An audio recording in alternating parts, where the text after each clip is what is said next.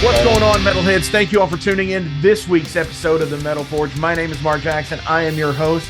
And with us today, we have a couple of the dudes from Horizon Theory.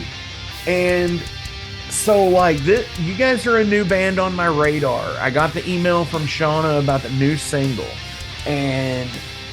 But, so cool shit aside, before we get into all of the stuff, who do we have today? I'm Josh. I'm the singer. Chris, guitarist. Fuck yeah. So the duo, coming in. I know it seems like there's always two people.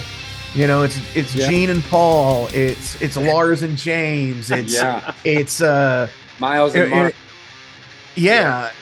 So and then here we are with the two people, which it's how it always is. It's like two best friends that get together and are like, this would be fucking cool.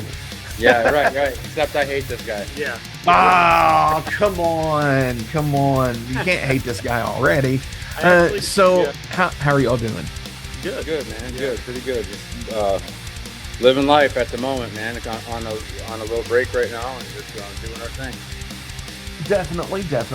Yeah, things are definitely weird these days. So just about doing is about all I think we can do anymore. Yeah, all you can do is live, man. You only can do it once. So, with everything going on, you might as well do it. Right. And absolutely. So before we get into all the band talk and everything, I always like to, ask, how you all are doing. Y'all are from Michigan, right? Yep. Hell yeah. What part? Like mid. We do this here. Yeah, that point. Okay, cool. Yeah. So like what is that, about the Lansing area? Just hour north, 45 minutes north of that, Mount Pleasant. Yeah. Okay, cool. So yeah, I kind of know a little bit. At least you're not in this part of the state. Right. I'm a huge outdoorsman, so sometimes I wish I was, but there's just nothing up there. Oh, absolutely. Yeah, that's dealing but even still, even going out a little bit east, or a little bit out west.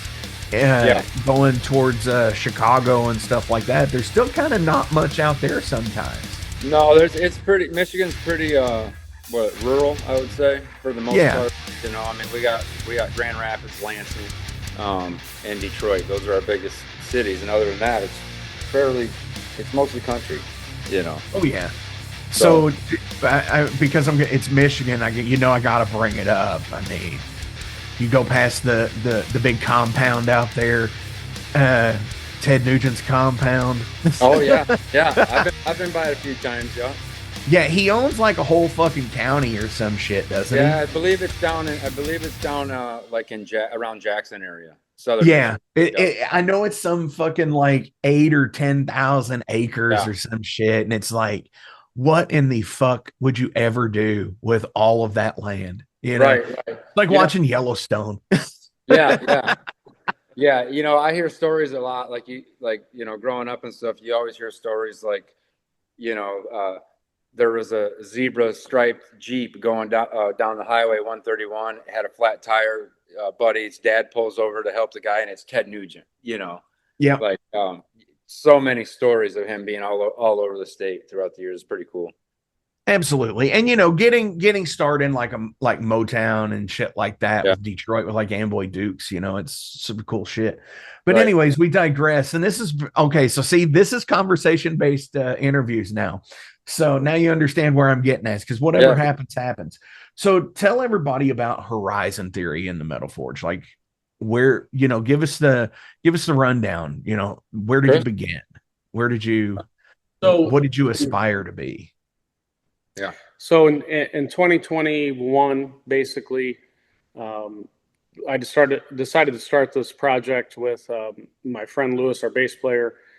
He lives in LA, so we just decided to start this new thing and write music we loved and just see where it could go. And I spent about 6 months just writing and recording, learning how to record and learning how to record, well, and do mixing. And I had like 4 or 5 tracks, demos pretty much done. And it was around March or April of 2022. I met Josh through a mutual friend, and we brought him on as a singer, and we were going to kind of really take our time with writing, we spent probably 8 months to a year of just writing music. But then we got a tour, through kind of a manager agent friend of ours, and it kind of rushed things along. So we had until like March of 2023, we put out our first single in a hurry. We went out on tour with Tantric and Smile Empty Soul, and definitely, which was ended up being a good thing. It kind of pushed us to hurry up and release music and get going. But we really took our time with learning each other musically and learning how to write music that we all love, even though we all have different, inspirations and everything. So in all of our music, if it's not the entire song, there's definitely moments where we all get in our inspirations musically or vocally. And it's worked out well. Like we just all clicked musically, and we have, I think we've got 16 or 17 songs out there right now, and we've got probably 30 in the bank. Wow. That could be mixed and mastered probably as is, or pretty close. So we wrote a lot and wrote quickly. So we're just trying to, move this thing along and, see where it takes us. So we're trying to move it along without it being rushed also. Yeah. Like there is a natural progression of things, I think. Yeah. It's so far it's worked out. Definitely. And the unfortunate thing with like the industry is like having 30 in the can, or for the most part in the can, by the time you get around to releasing some of that, I'm sure it's going to feel old. And it's just the way the industry works. And, because it's like, hurry up and wait. We've got, if you're putting out physical media and if it's going on vinyl, then you got a wait period and so on and so forth, which, it's cool. But then again, when it comes to the actual tour aspect of things, makes it a little bit harder, because then you've got to, like, do we put in so many songs off of this release and this release? And do we try to do new stuff too? Stuff that people haven't heard, because it's you're jonesing to get it out. Right. Yeah, we're to that point. We have to leave songs out that we love. Yeah. Like we sit down, do we leave out this song or this song? We love both of them. In fact, we put an album out, Radio Silence, right before our last Sevendust tour, I think, or something. Yes, it was right before. And we did 2 tours with Sevendust, and we had a set list that worked very well on the first run, on the Sevendust run. Everybody loved our set. It was great. And then we released the album, and then we got asked to go back out with them again. And then again with Head PE after that. And it was like, man, we know that first set works so good. It's like, how do you want to break away from that? I mean, because you have to. And these are all new people that have never really seen us either. So it's like a first time for them. Do we give them what we know works, or do we put do we risk it and put some of these new songs in here? Or it's like, if it's not broke, don't fix it kind of thing. Yeah, so sure. Well, I think if you play to new market, I think it's okay. Like if you're doing any kind of repeat dates, then it might be something different, I would say. Sure. But that's just, when I do shows, I always sit there and say, maybe we shouldn't play this song here because we played it here last time.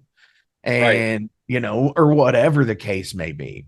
Right. But I was listening to Radio Silence before we got on here, and holy hell, like, I love the production of it.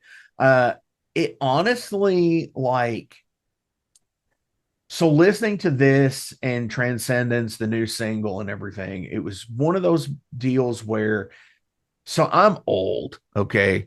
I'm in my 40s, and like, I remember like 2002, 2003 to like 2005, this major hit of kind of what you all are putting out now. But the difference is, like, I don't feel with what Horizon Theory is Resurgence. It feels like it belonged where it happened. And I love that about it, because, and it's like, it reminds me of being in my early 20s. Yeah, it's kind of crazy you said that really well, actually. You know, we feel like there's some nostalgia to some of our early stuff, you know, like the radio silence and in our EP. There's a little bit of that early 2000 nostalgia in that. And then with this stuff that we're working on now with Morgan, it's like I feel like you still kind of hear that or still kind of feel that, but with a little bit of this new modern sound than what's on radio silence or what's on our EP, you know. Yeah, absolutely. Yeah, we all, like, I graduated high school in 2004, and Josh was the same thing. So like, so we're all about the same age then, because I was 02. Yeah, I'm 40. So our from high school years, definitely, that's the kind of stuff we still like. So we're writing it. Yeah, we try to give it a little bit of a modern sound, and so a lot of that can happen in the production. Oh, sure. But you know what you hear on radio silence is like just the kind of music we love, like the reeled in verses where sometimes it's just the bass guitar and vocals, you know, and then the big anthemic style kind of chorus vocal. It's just stuff that we grew up on and loved, and you know, so it's been great to like our own music. You know what I mean? Like we enjoy listening. I think you have to. Yeah. I think, you know, no matter who you are, if you put out the quality of music that you like to listen to, then I think it's going to land with people, because you're true to yourself, for one, you know, and that's just like, you know, seeing people like Ozzy, and, you know, who claims to never listen to his own material and stuff like that. But look at what he had done, you know, basically just being true to himself on what he had to stand for. And you all doing that, and you know, like, anybody doing that's rad as shit, in my opinion. Yeah, it's real, man. It's real. And we take pride in being real and putting out what we want to put out, kind of when we want to put it out. You know what I mean? Definitely. So so being in the band right now, and based on the press release that I received for the new song, it only lists the three of you, but you know, Morgan's playing drums on it. Now, walk me through, like, because there's not a drummer listed on anything that I've seen. Is when you all did tour, was it somebody who was filling in live, or were you doing the tracks? How did y'all do it? We had a guy that started out kind of in the thing with us, and you know, Jeff, he's a phenomenal drummer, you know, love the guy, you know, he's not in this thing anymore. You know, unfortunately, but you know, life happens. It's tough being on the road away from family and everything. And, you know, it's a tough thing. We did, I think 4 tours with Jeff, and, you know, he's just a phenomenal drummer. We hope the best for him, but you know, it's tough being gone and being on the road. And then it's a financial struggle, you know, being in a band our size, because the money's not coming in yet like you would hope. And when you're gone, you're getting behind on stuff. It's just a grind. And it's, you know, it's for a lot of people, you know, we're 40, we get it. Like, it's, you know, it's sometimes like, this is just, it's going to be a lot. So, you know, we're taking our time with it. We're not rushing into like adding an official drummer member. Like, right now, we don't really need to. We've got music to put out. We don't have a tour lined up yet. We're not rushing into anything. So we're just going to take our time with putting out the music. And Morgan, you know, he, on the 6 songs that we have done right now with him, he tracked drums on, did a phenomenal job. He also did guest vocals and harmonies and everything on Transcendence, this new single we just put out. Yeah. So, you know, especially in the bridge, you can really hear his vocals in there. It's kind of the lower tone. But, you know, we're focusing on the music side of it right now, and that's about it. Yeah. Well, also what's cool about it is I went to my and this is where I'm going to tell on myself, because we're talking into the future here. Okay. So yesterday I was at my local music store, and my instrument store, I should say, not digging through the stacks kind of store. And I was like, yeah, I've got to get some stuff for this. And then I've got this band on tomorrow that, I'm doing. And I was like, they're called Horizon Theory. And they're like, really? I was like, yeah, it's pretty rad stuff. Check it out. and I'm playing it on my phone, and we're reading through the email that was sent out. And I was like, yeah, it was mastered by Chris. And he's like, wait a minute. What? And he's like, Chris is my boy. And I was like, dude, see, you would love it already. And really? so yeah, converting fans already down in the Louisville area. So love it. Yeah, that is cool. Yeah, that is cool. Yeah, the mix and master was phenomenal on this track. That was the first time we used Chris Crummett for mastering. Mm-hmm. And, it was mixed by Chris Dawson. My name's Chris. There's a ton of Chris. Yeah, dude. Yeah. I'm sure. But I work in auto parts, and everybody's named Doug. Yeah. Yeah. So all the Chris's involved did a great job. The mix, dude, that's awesome. Great. So. All right, so obviously this is we're so close to the end of the year. What do you all have going on for 26? Well, as of right now, we're talking about possibly putting out another single off the album. The album should drop in March, if not a little before, but no later than March of 26. And hoping to kick off a tour when we drop the album, right around that area. Hell yeah, springtime. Nothing in the works yet. Keeping our options open. We don't want to just jump on something that's not worth it for us. Fan wise or you know what I mean. It's just. But we're hoping, like I said, spring, March-ish, that we'll have something worked up by then. Yeah, that's the hope. And we'll probably get on a couple festivals this summer. There's a couple here in Michigan, and we'd love to get on a couple Danny Wimmer festivals. Yeah, I mean, that's the kind of thing, but that's like for a band your size, I think that's kind of a double-edged sword sometimes. Because you could get on those shows, but like there's the thing sometimes on some of them where it's like 250 miles in 6 months. A blackout period. So that's like, that kind of ruins some that could really kill Midwest touring for some people. Yeah, for sure. Yeah, and I've read, as of recent, that the big festivals do kind of put a damper on, can put a damper on touring musicians. You don't want to, if you're already in the city for one big show, where you in this big city here and then this big city here, where do you tour other than, the smaller towns around? And the thing is, those big festivals draw in people from all over the state. So, right. It's like, then you're and sometimes few states away. Yeah, exactly. And then it's like, are we oversaturating the areas with our music? I mean, like you said, that there's got to be a time where you just don't tour and build a little bit of anticipation or something. We're not weird. We're not.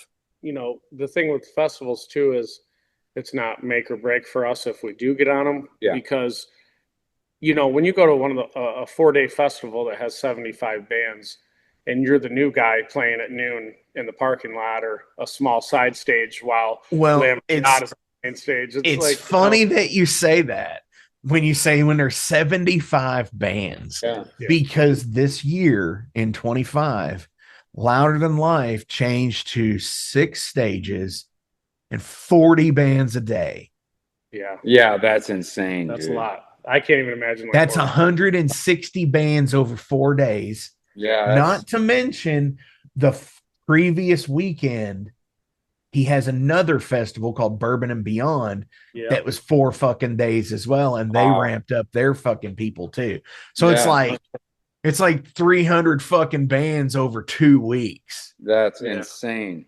I think being on a tour and being a 1 of 3 or 2 of 3, the second or, 1 of 3 bands on a tour in a room with like a dedicated fan base is definitely, you see long-term results more out of something like that.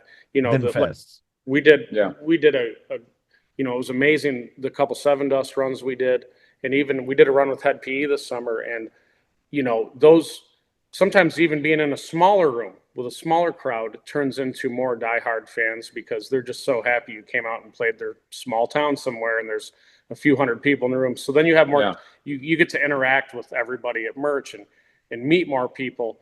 I I think those definitely, you see long-term results out of that. So, we would prefer to be a one of three or two of three on a good tour and hit 30 cities in a month and a half.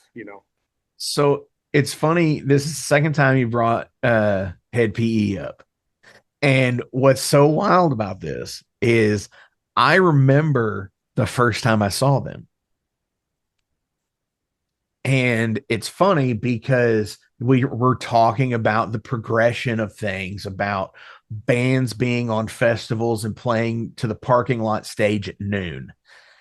I saw them at a festival show for the very first time in 1999. Wow. And it was Ozfest in Noblesville, Indiana. Nice. And they were out giving out singles. Cassette single? What's a single? Cassette single? Yes. Oh, no, wow. It's a cassette single. It's like a 4-minute tape on, and it was them doing it, and Dope was doing it as well. Yeah. And they covered Dope had covered Fuck the Police by NWA, right? Yeah. So it was so cool because and they were just out in the crowd handing out tapes for free to people. And so seeing them being like the noon band on something like an Ozfest, you know, 24 years ago, 25 years ago.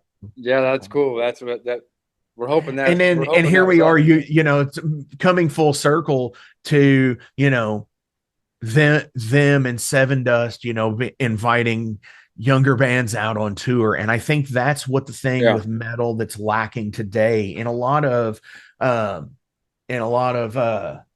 other genres of metal here that basically cannibalize the crowd. And what I mean by that is they don't take newer bands on tour enough and younger bands on tour enough. And I say younger, meaning like, you know, some of these dudes are in their 40s and 50s now, late 40s to late 50s with some of these bands, right? And they could be taking the 30 and 40-year-olds and the 25-year-olds and shit out with them or working it out. But there's so many that just don't do it. Or if they do, it's almost as if it's nepotism because they have a family member in one of those bands. Yeah, right. Looking at Metallica there. Right. You know, we talk about that. Like we were just kind of talking about this. It's almost like in the country industry and pop, rap. There's a new star. There's a new star every day. And it's like they lift each other up. They collab. The collabs are nonstop, whether it's country, pop, rap, whatever you're into. The collabs are nonstop. They help it. It's like, it's literally, there's a new country star every week. Every month, there's a number one hit by somebody you never heard of. And same way with pop music, same way with rappers. And it's like in the rock and metal world, it's almost like they don't want you to have that piece of the pie, it seems like. Well, they definitely, like, metal lionizes the elders. You know, it's like, you know, it's the longer you've been around, the more you deserve to be, you know, you're at the top. Like, I mean, and nothing against, I love all of the bands that headline all of these festivals today. Like, I grew up on them. But it is pretty, when you take a step back and just look at the music industry as a whole, and you've got all the major festivals today, and they're headlined by bands that have been around for 30 or more years. And then you look at the other types of festivals out there, and they have huge stars that came out 3 years ago or 2 years ago headlining. And, you know, it definitely makes you wonder about the longevity of rock and metal when you don't see as many of those bands getting some highlight, getting some exposure to grow. Well, we're talking about Wimmerfest and stuff earlier. That's a prime example. You know, Thursdays, especially for this year and now next, you know, that was like the real, like, heavy metal, like thrash metal day, you know, that had like, it had Exodus and it had, you know, I can't remember who all fucking played that day, but I think Slayer, that was their headlining night on their, you know, their 3-year vacation tour, and shit like that. But like, you know, so next year they're doing the same thing. the Thursday's going to be the, the heavy metal part of it. Yeah. And then everything else will fall on the other days, unless they get somebody crazy to headline. But prime example, Iron Maiden is headlining night one. Haven't been to Louisville in 43 years. Yeah, I'm a huge Maiden fan, always have been, but you hear that and like in context of what we're talking about, and it's like, but why? You know what I maybe mean? I don't know. Maybe younger bands can't move the tickets and they have to book. True. The price tag, I'm sure. Yeah, and I think about this all the time. How like it got really tough for rock bands when MTV died. So like, I think the last one kind of through the door was Avenged Sevenfold that I can remember. Like the last band that blew up in the MTV TRL era, you'd get home from school in 2001, 2002, and you'd turn on TRL and it's like Britney Spears and then Avenged Sevenfold, Backcountry, and then Christina Aguilera, and then Korn, and then Biscuit, and then like, it was like they got such massive exposure during that time that like, I don't even know how we build a fan base close to that in these days. I don't know. I mean, Sleep Token did it, but like it can't be one band every 5 years. You know what I mean? No, and their rise to fame is mind-boggling. That's just like at some point, a friend of mine puts it out there. It's like bands usually 4 albums or 10 years, whichever comes first. If they hit the stratosphere, even if it's something like they're doing major tours on their own kind of stuff, it's 4 albums or 10 years. And that's usually the lifespan of an independent band these days. Right. But you brought up a second ago about, there's a new country artist, a new R&B or rap or hip hop artist, so on and so forth. But the difference to like rock and metal, that could very well be because of writing teams. Oh, I think a lot of it is. Yeah, I know. I think, yeah. 100%. I think a lot because when you've got somebody, say for example, and I'm only using the example of the meme where it's just like Don McLean's American Pie lyrics, right? Just for the example, and it's like this whole poetic fucking like thing, and then it's like Telephone by like Lady Gaga and Beyonce, and it's like and it's like. It's like the same syncopated thing over and over and over again, right? It's like one person wrote it, 15 people wrote it, and I think that's the case when it's like the idea of it's almost like politics, for example. It's like that fucking person adds their shit to a bill just to vote for it, and then that person does, and then that person does, and then when it's so fucking mangled and so far away from what it was supposed to be, then so everybody collects the money on it, right. I think another part of so like pop music or rap, or I don't know what you call hip hop, whatever the big stuff is, country, there's like in those genres there is a shit ton of money and fan base, and rock and metal has like a few million people to like get from, like in this, like, you know what I'm saying? So like, stake is small. And after like MTV went away and Napster took away, CD sales, the stake got even smaller. So now it's like, we're in the club and nobody's getting in it. Like it's us, our buddies, our friends, our kids, our family, you know what I mean? Like, so everybody's fighting for what's left and in the success pool.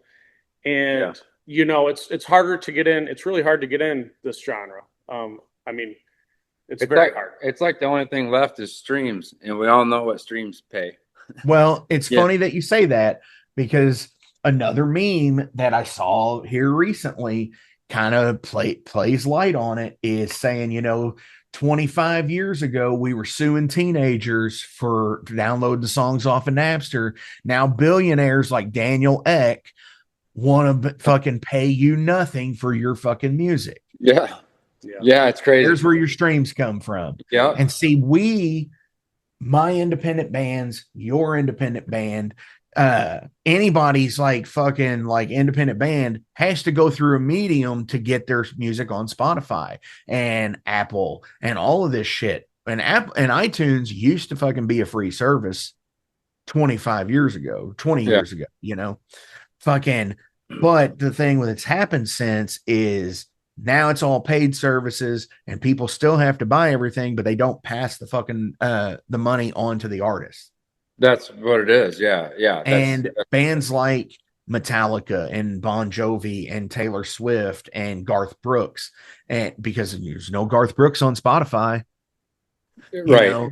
There was no Prince on Spotify and YouTube and all that, so they get to negotiate their own shit because they're established, but that's where legislation needs to happen for the other shit, we can get our fair share as well. Absolutely. 100% agree with that. Yeah. 100% agree with that. 100%. It's tough. It's tough. Yeah, it is. And it's unfortunate that it's an unjust world and stuff like that. But like, on things like that artistry that has now and become content and everything. So anyway, that's a whole other situation. That's a story that you could talk about for years on end at this point, because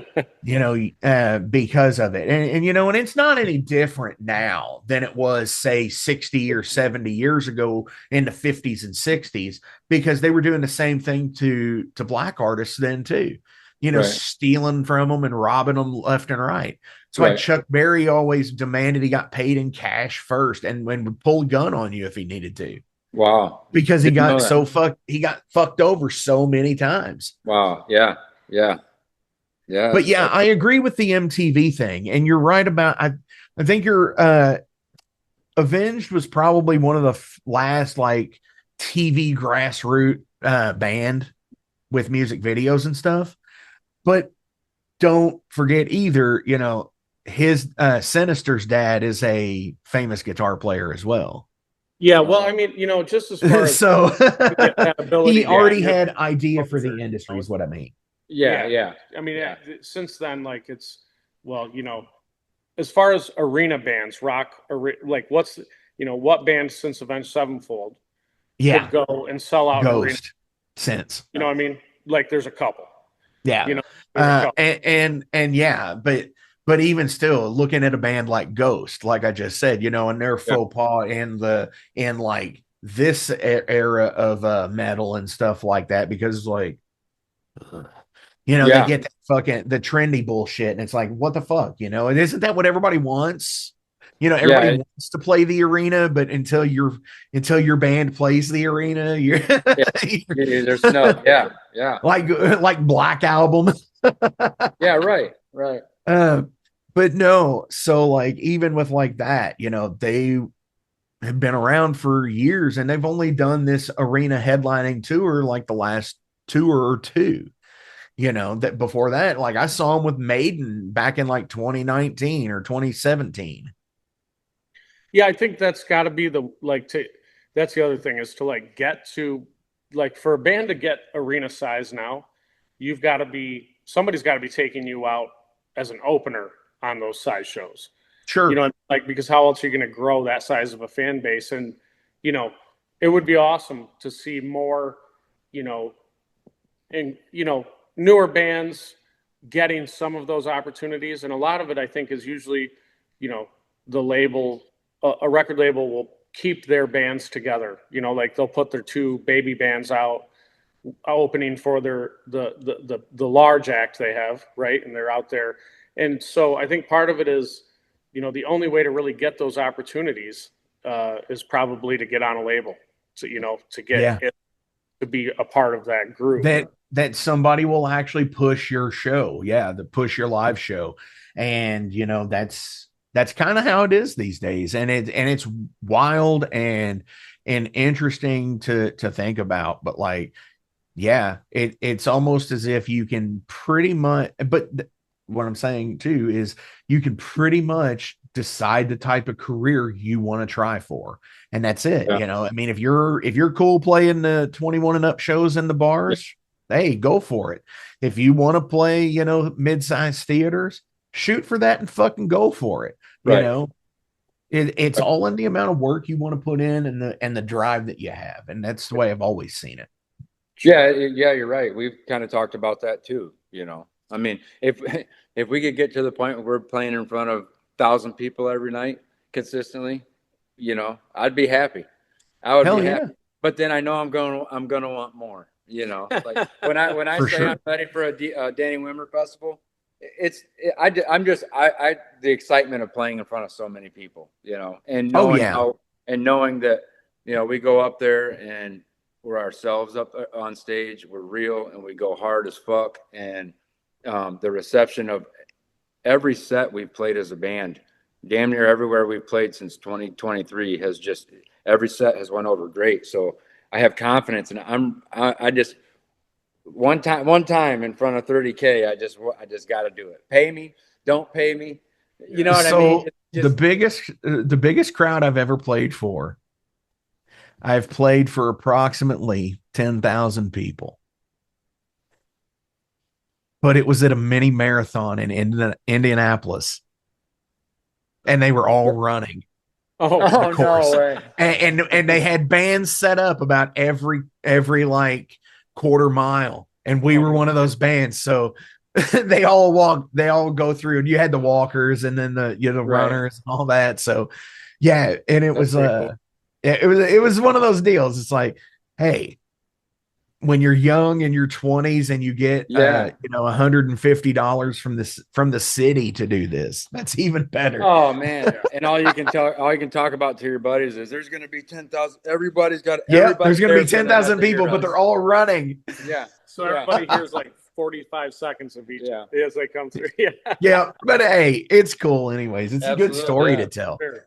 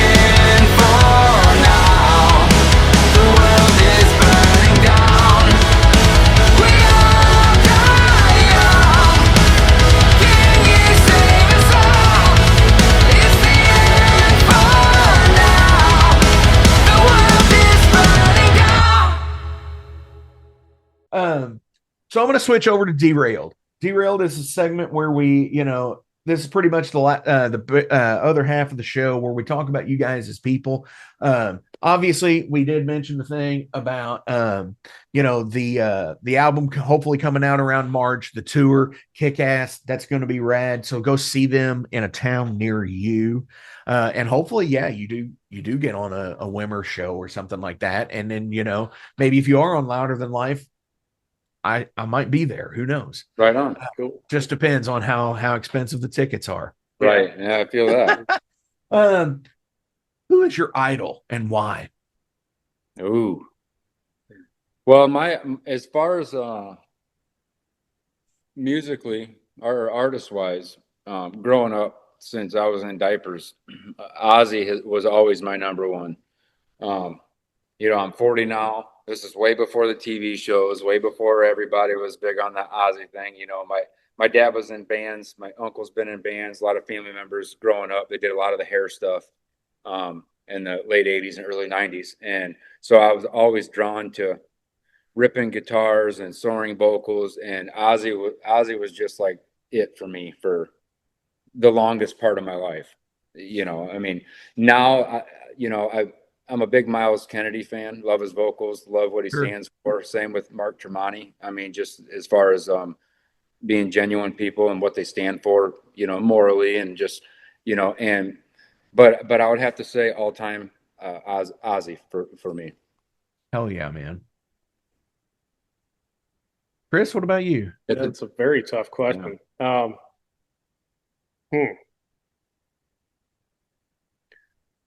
Well, it doesn't have to be music related either. Yeah. It could be in general, whoever, Well, we'll just the music. It's easier to just think of the music right now, I guess, because I would say, I've always been a really huge Metallica fan, and I've always thought James Hetfield was just like a total badass on stage.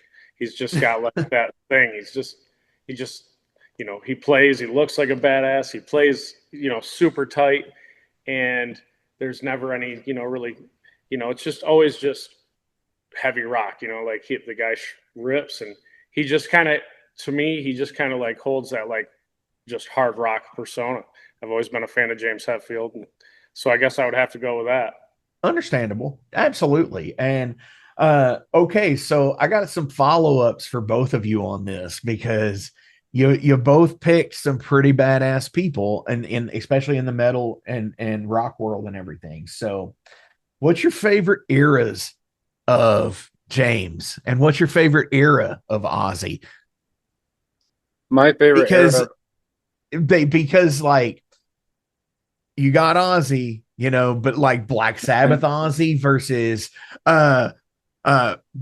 say Bark through or Blizzard through Bark, and then you've got like teased blonde hair. For me, it's so yeah, all of that. I'm a Black Sabbath fan, but it was the Ozzy thing, and I'm a fan of Zach. I'm a fan of Jake E. Lee. You can't not be a fan of Randy Rhoads. The Almighty, and so really all of that. Bark at the Moon, No More Tears. What was the right on? So it's pretty much everything. I dig that because I'm that way with Metallica, and on like pretty much something off of everything that they've done. Yeah. But yeah, this one's a good one too because with James, you've got like Papa Het, which is what he is now, where he's all. And then you had the time during like Saint Anger where he has like the beard like I've got, and it's just like, bah. But then you have like If I Were a King of the Forest kind of James, where he's got the mutton chops and looks like the Cowardly Lion. Do you have a preferred way of like if you're gonna watch a Metallica video? As far as musically, the era that was my favorite, the album I cannot get sick of. I could put it on any time and listen to the whole thing, and Justice for All. It was just like these riffs that were just like in your face. and really just, there was no gimmicky stuff. There was no flashy stuff. It was just like those riffs are just gnarly, and I can't get sick of that album. But to be honest with you, I've never seen Metallica live, and it's insane. And I've tried like 5 times, and actually, the last time, we were on tour with Cold and Orgy in 2024, and I had to miss. Metallica was playing Soldier Field in Chicago. Yeah. I was like, fuck, I want to cancel the show and just fly in and go. I need to see Metallica. Like, before they quit, before they retire and hang it up, I have to see Metallica live. But to be honest with you, I'd love to see them right now, like at the age they're at. Sure. The show looks amazing. And they all seem like, just they've got that show dialed in, and I would love to see it right now. So. Absolutely. So like the last time I saw him was a Louder Than Life, back in like 22 or something like that. Right. And, it was wild because for the first time in my life, I got down to the pit for Metallica. Any other time, I've either had seats or it's been like, a far off deal. But like, it was probably the worst mistake I've ever made. Yeah. Because it was the Sunday of a festival show. Okay. Right. That already, the smells alone were fucking horrendous. And I am only about 5'8". And when you're in a crowd of people of all sizes, and then you start to realize that there's like a bunch of fucking like 6'3" and 6'5" motherfuckers that are fucking jacked to the fucking gills. And then when you fucking all compress together and one person down, fucking 40 people falls down, and you all shift. And it's just the fucking, oh my fucking God. For the first time in my life, I was fucking 40 years old, I crowd surfed out. I had to get out of the pit because you couldn't go back. Yeah. No. Yeah. Because it was everybody. Yeah. So you had to go up. It's like, y'all got to fucking get me the fuck out of here. Yeah. And as soon as I went over that rail, Rob was standing there, and they were in the middle of the Black Album, playing it in its entirety. He just kind of gives a look like, and I'm a big dude. I'm like 325. I'm a big dude. And like, he looks and he's like, holy shit. And then the fucking jackbooted thugs are like, you got to get the fuck out of here. It's like, let me catch my fucking breath, motherfucker. Yeah. But as soon as I crossed over that fucking barricade, it was the freshest, coolest air I had ever felt in my life. Yeah. Oh yeah, that's how it is. You tasted it. It was so good. Yeah. Oh yeah, it was the best, because it was just like such a fucking cool breeze where it was blistering hot through the rest of the day, and then fucking feeling crushed and then having to walk back. Oh my God. The pits are like, when you're in that area, it's just so hot, like all that body heat, and it's just muggy. It feels like you're in South Florida. You know what I mean? Well, and it being and it's still, and in September here, it still gets pretty fucking hot. We still have 90-degree days in September sometimes. Right. Yeah. Oh, fuck. Yeah. Fuck that. What's a popular movie out there that you don't like? Ooh, I don't like? Man, it's been so long since I really watched anything. A popular one?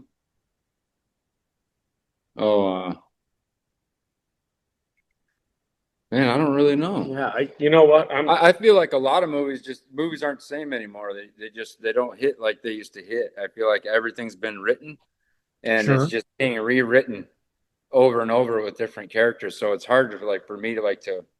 I mean, there's a lot of movies that I don't like. I'll get 10 seconds in a Netflix movie and go cheesy. Yeah. The second I sense bad acting, I'm change it, done. You know what I mean? Right. Or like, well, I mean, I think the spirit of the question is like, okay, like Star Wars or Apollo 13. I'm not Gump. big into. I've never really been big into the Marvel stuff. I mean, I've seen a few of the movies and they're pretty cool, but I've never really been into the Marvel.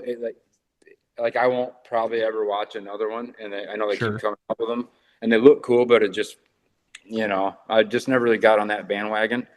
Whether you're into it, I mean, that's cool if you're into it, if you're not into it, but you know. Yeah, I'm the same way with like Star Wars, Star Trek, that kind of stuff. Just not really into it, like the spacey kind of sci-fi stuff.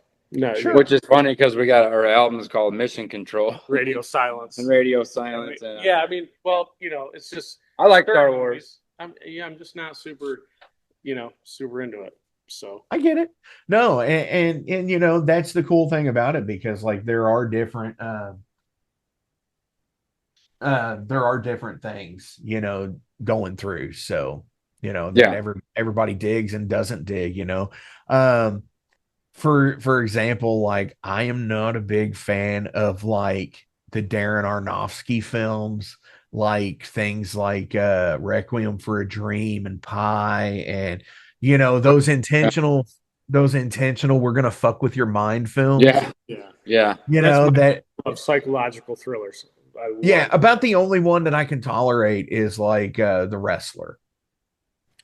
You know, I haven't seen that one. Oh wait, no, that's with Mickey Rourke. Mickey Rourke. Yeah, that's he cool plays movie. He plays like an old beat down wrestler on the indies. It's probably, I mean, he's a great actor, but like he fit that role.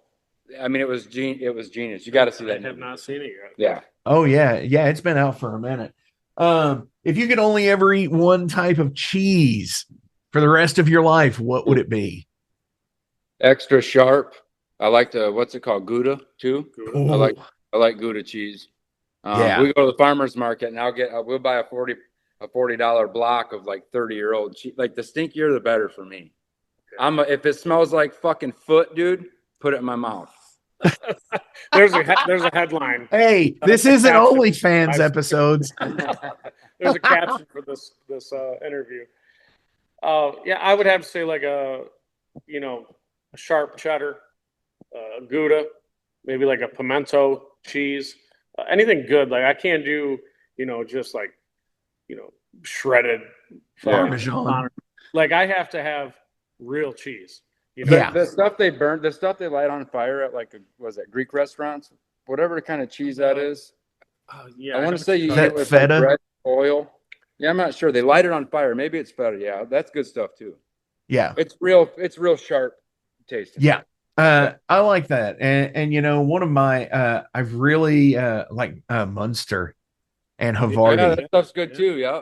Yeah, I'm really digging that right now because we have Aldi restaurants down here, and their fucking cheese selection is pretty goddamn good for it being a discount store, Yeah, that's where we get our cheese if we don't get it from the farmer's market, is at Aldi. Yep. Or we have a lot of Amish around here, so sometimes we'll get cheese from the Amish.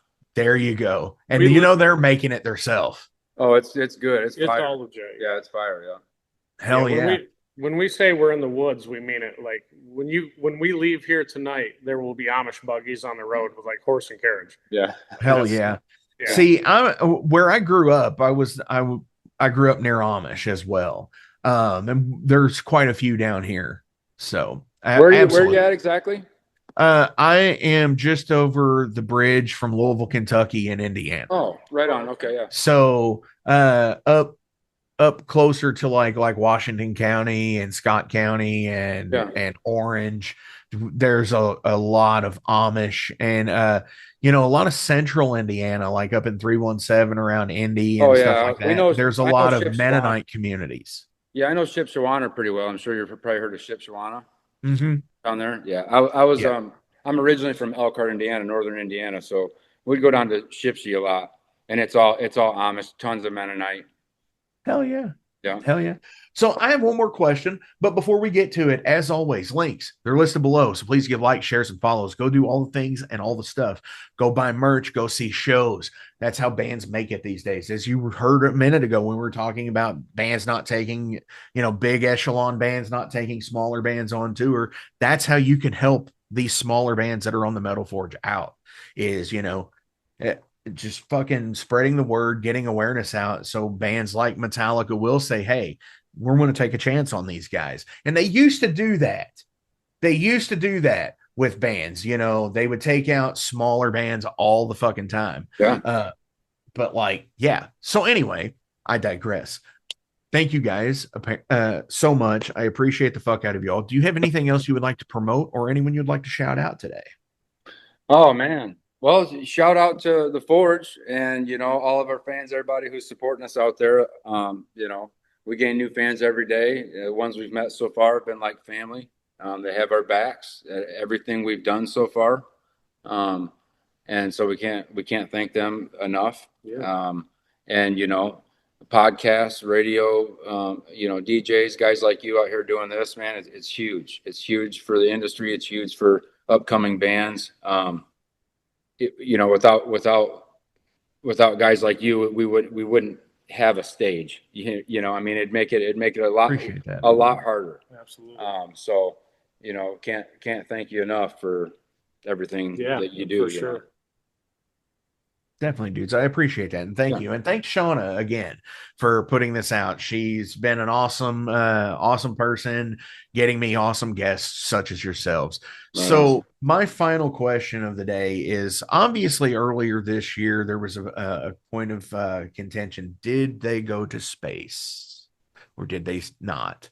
With the Blue Harvest or whatever the fuck it was called, or whatever. The Ocean Gate thing, Ocean Gate of space.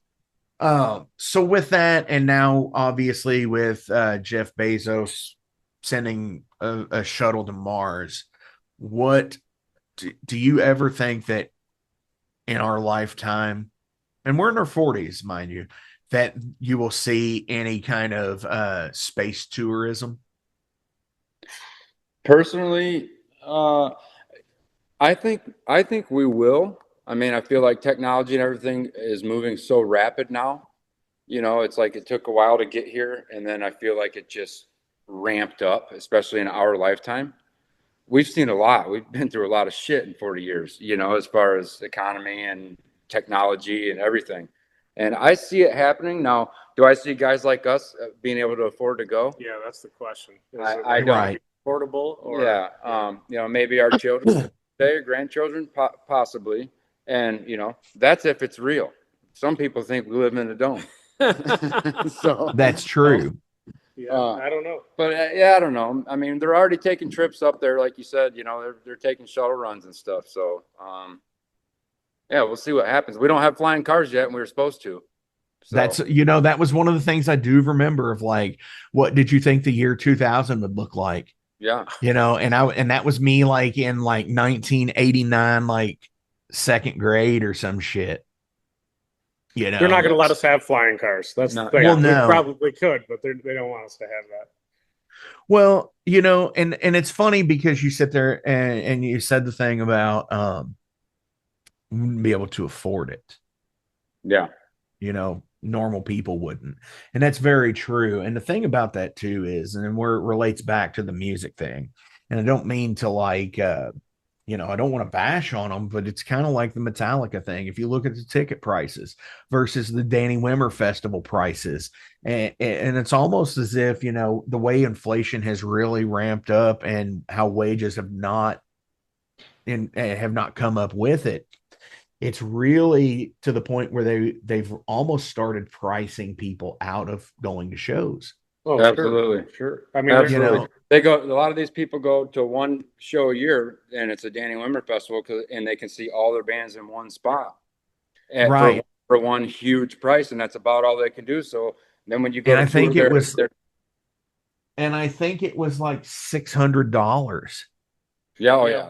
I think that's the cheap end of it. I think one of the craziest things that I remember, like a year ago, I saw online that you could finance your concert tickets, and I was I was like, is this where we've gotten to? We're financing concert tickets now. Like, holy shit, this sucks. It's just crazy how expensive things have gotten. And to see bands that most of them aren't even making any money. Right. Like, it's insane. I tickets were $20 to $30 my whole life to go see anybody you wanted, and now it's like $300 if you want to sit in like no an arena or, in the middle, depending on who you're seeing, but it's gotten very expensive. And I know that's probably the artist just trying to, some of it's Ticketmaster bodying their own shit and tripling the price.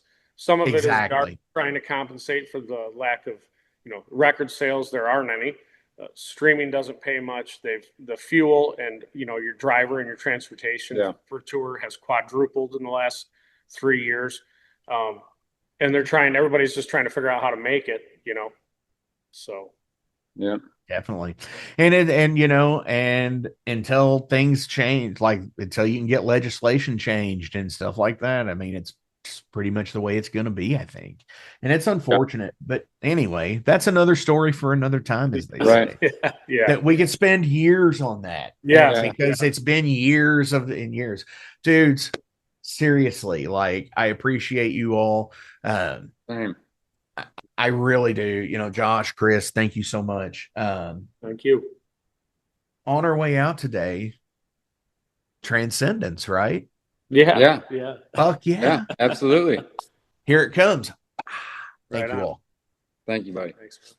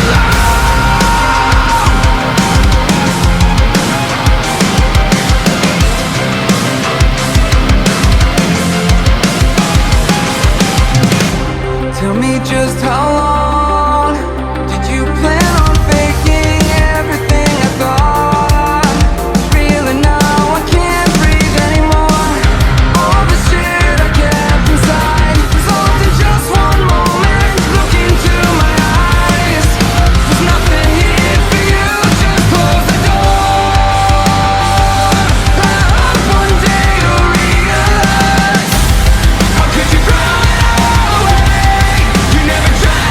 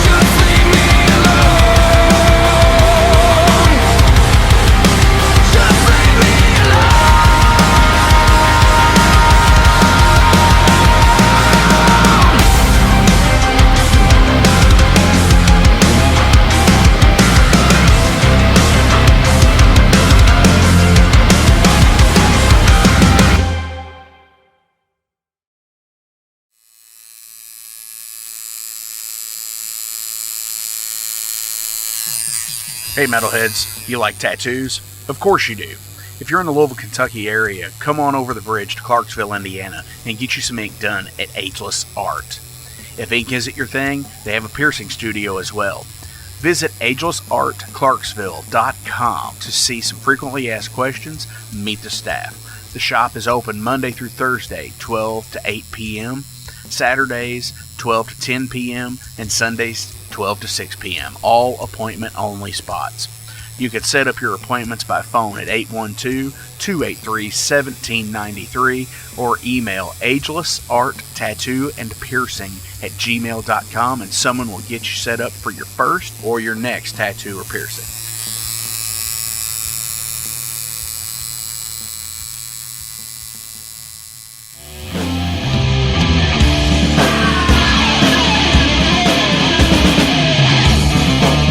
Hey metalheads, after going to a rager, what's your ultimate go-to? Mine is totally pizza.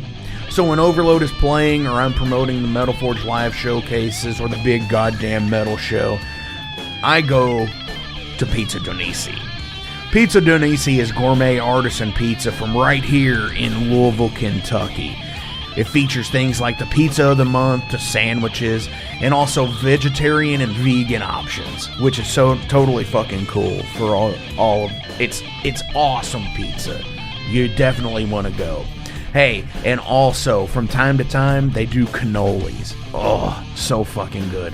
You know what they said, man? Leave the gun, take the cannoli. Yeah, just like that in Godfather. They're located right next to the Mag Bar at 1396 South 2nd Street. So either stop in or call in at 502-213-0488. They're open till midnight. The witching hour.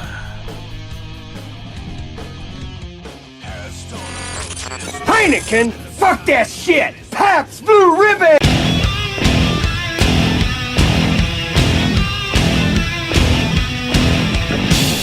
Hey metalheads, you all hear me talk about Mag Bar all the time. It is the home to the Metal Forge live showcases and is an integral stop in the ultimate underground metal tour schedule. They obviously feature live music, but the Mag Bar also has daily specials like Pint and Slice Night on Tuesdays with Pizza Donisi. But they also do Bring Your Own Vinyl on Thursdays with DJ Kent Jackson, and Finer Things Sundays. Located right next to Pizza Donisi at 1398 South 2nd Street, open 3 p.m. to 4 a.m. 7 days a week. Get your asses out to the Mag Bar. Rock out.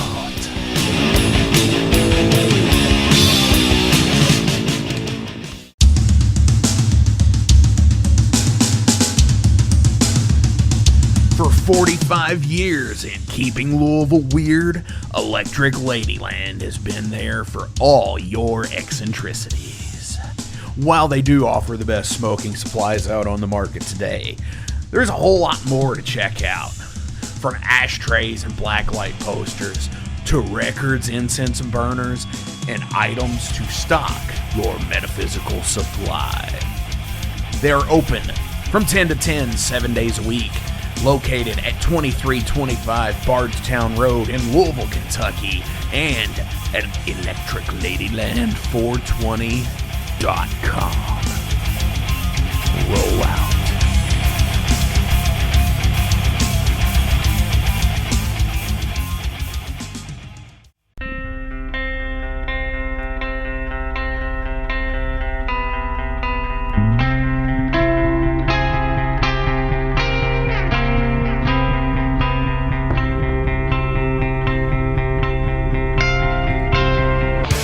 In 2017, one man's vision and passion for all things metal started out as a record store in his house. Years later, the fight against a mainstream empire continues as Shade Beast. An independent metal collective and online store based in Athens, Georgia, is the world's premier heavy metal brand for music heads that value authenticity over the mainstream acceptance. Featuring original t-shirts from some of the best underground artists, as well as stickers, posters from the Shade Beast Presents concert series. Unique, one-of-a-kind collectibles and small curated selection of vinyl and cassettes from the masters old and new.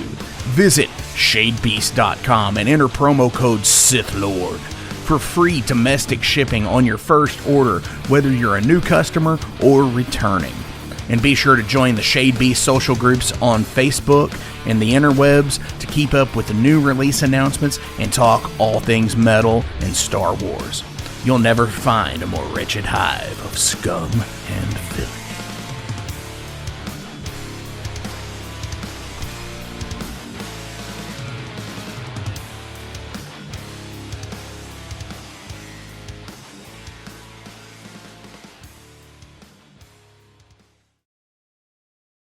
Welcome to the night.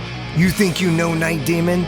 Then the Night Demon Heavy Metal Podcast is for you. Step into the darkness as we peel back the curtain to give you an unprecedented, all-access look into the mind and the heart of the demon. We're talking band history, song analysis, studio anecdotes, stories from the road. It's everything a diehard Night Demon fan could want and more. This is the only place to learn the inside scoop, the deep dive trivia, the untold tales from the band members themselves and those closest to the Night Demon story. Need more? The Sacred Night Demon Crypt will be pried open to reveal demo recordings that have never before seen the light of day, all with in-depth commentary by the band and the people who were there for the writing and recording process. This is a gold mine, a treasure trove of all things Night Demon. Head over to nightdemon.net or wherever you listen to podcasts.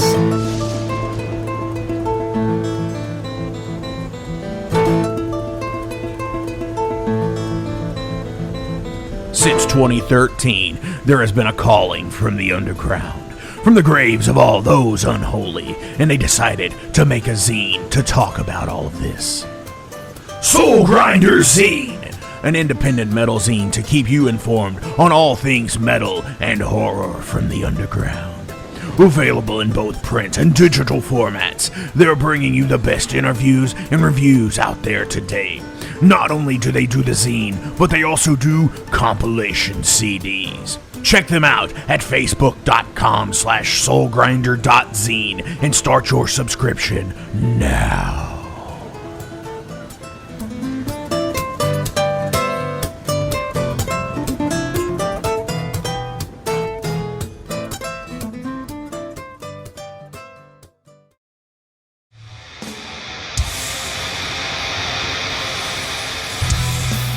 Hey everybody, let me tell you about the new sponsor to the Metal Forge, Unchained Tapes. They're an independent Pennsylvania tape label. They focus on extreme metal and punk with a killer approach to the tape scene. Visit their web store at unchainedtapes.bigcartel.com now to get your fill of tapes. And for being a Metal Forge listener, enter the code METALFORGE10 at checkout to get a 10% discount on your total purchase. That's unchainedtapes.bigcartel.com.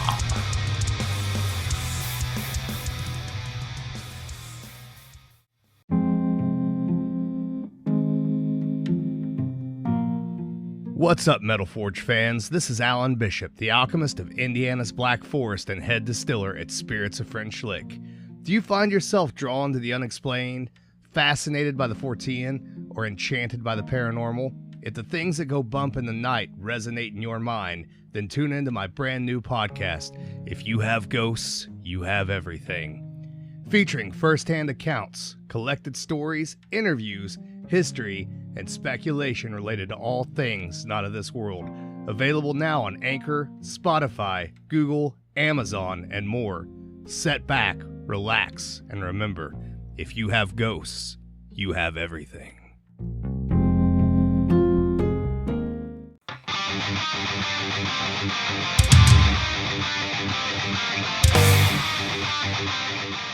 Hey, let me tell you guys about Mercenary Press. They're an independent London label and distributor of all things metal. Mercenary Press delivers the goods from their own independent zine. Trust me, you're going to want to get in on that. To distributing various bands from all over the world, including Cramp from Spain and Sadistic Force from Texas. Visit mercenarypress.bigcartel.com to find out what all they have in stock and what you can order. And for Metal Forge listeners, enter code METALFORGE10 to receive a discount on your total purchase at mercenarypress.bigcartel.com. Check it out now.